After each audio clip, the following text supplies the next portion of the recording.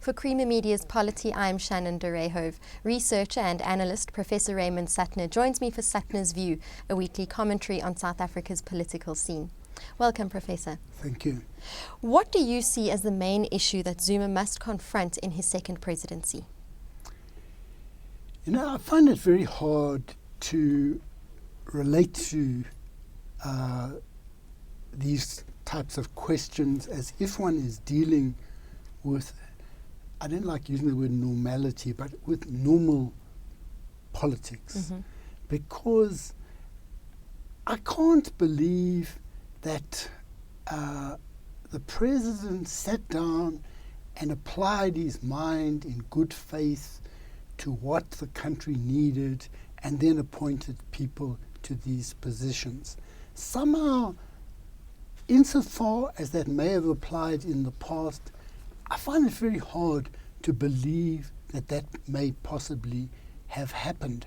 There are many writers who seem to suggest that this is just a normal government, and now that Zuma is in his second period as presidency, he must look after his legacy, cement his legacy, as someone said.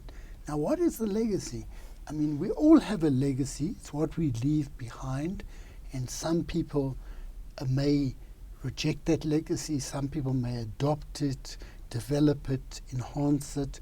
Now, what is it that Zuma has left us so far, which we may possibly want to build on? He has been presided over and himself been involved in a series of scandals.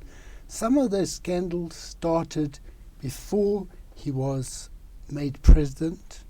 In fact, they started in the time when he was MEC in KwaZulu-Natal after 1994, when he formed this relationship, or the relationship already existed, but where it took on what the court found to be corrupt overtones between him and Shabir Sheikh. Okay, in that period I should say that Zuma is credited with ending the violence or limiting the violence between IFP and ANC.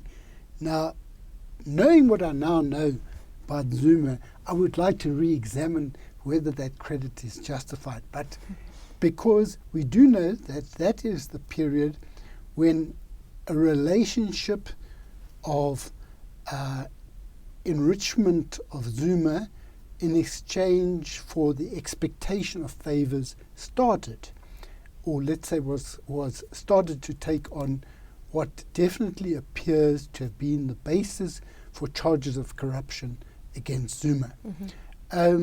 When he became vice president of the ANC as a whole, this relationship continued, and he became president, and immediately the condition for him becoming president, we know, was the suppression of these charges.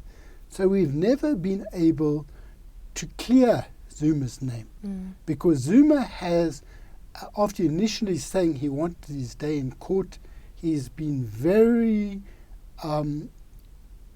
he's bent every effort to avoid having that day in court and providing evidence that the courts have said should be provided to them. Now, having been re-elected in the wake of a first term which has seen massacres, untold acts of police violence,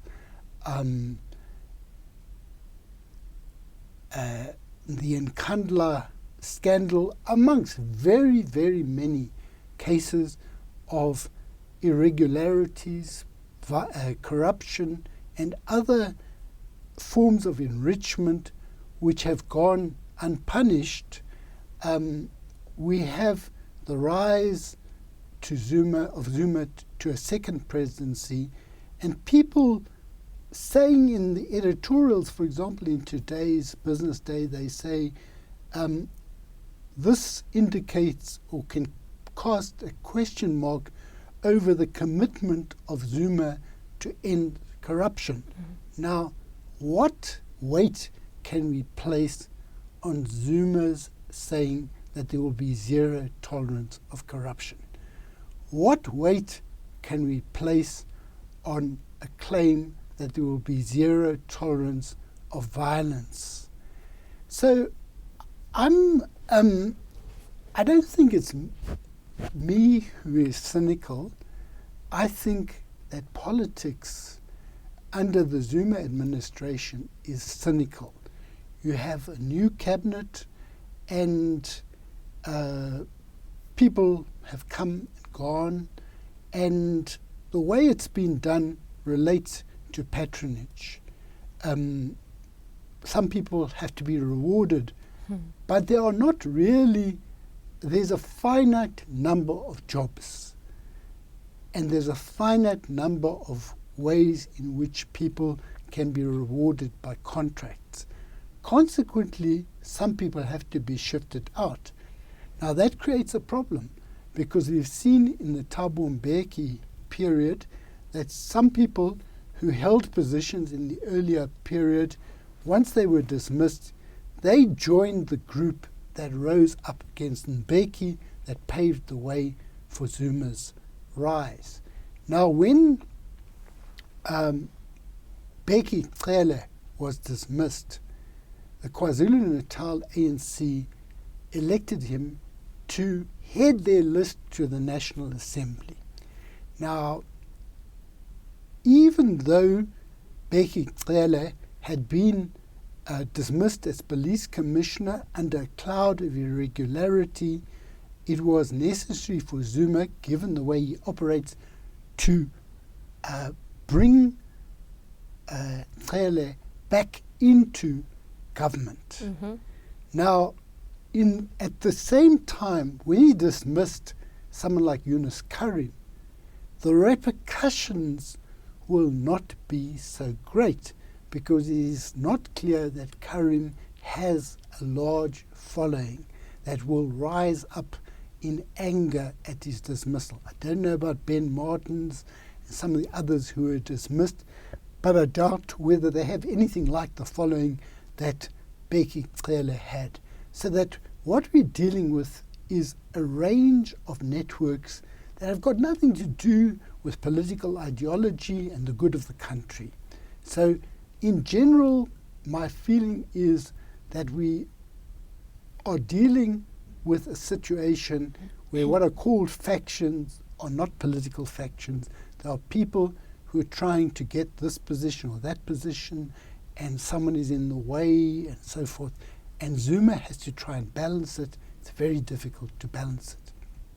What, in your opinion, then, is the reason for Zuma making so many changes to his cabinet? It's really quite astonishing. I believe there are 71 ministers and deputy ministers, and that means lots of new cars, because we can't expect a new deputy minister to drive the car of his predecessor or her predecessor. Even if it's brand new, it's become part of the symbol of office that you have your own, you pick your own car. They're going to need salaries, high salaries, pensions, accommodation, all sorts of costs have been increased. And there's no indication that this new influx of people will actually increase the quality of governance.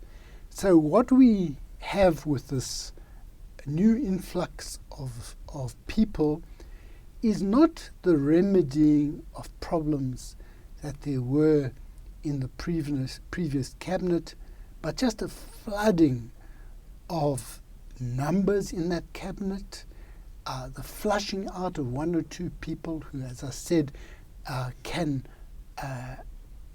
not lead to repercussions like the Bheki Cele one may have done.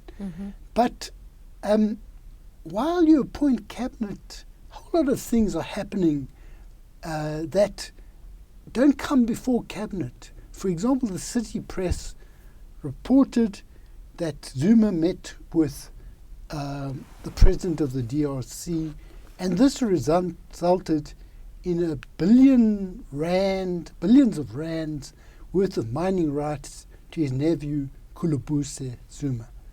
Now, in other words, the notion of holding office is divorced from the interests of the country. Mm-hmm.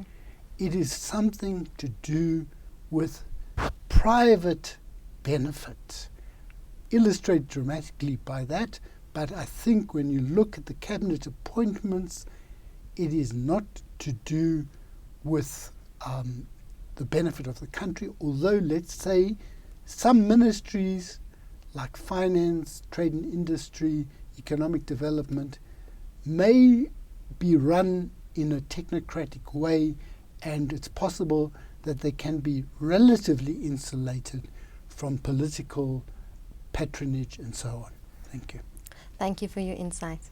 That was Professor Raymond Suttner speaking about politics and elections in South Africa.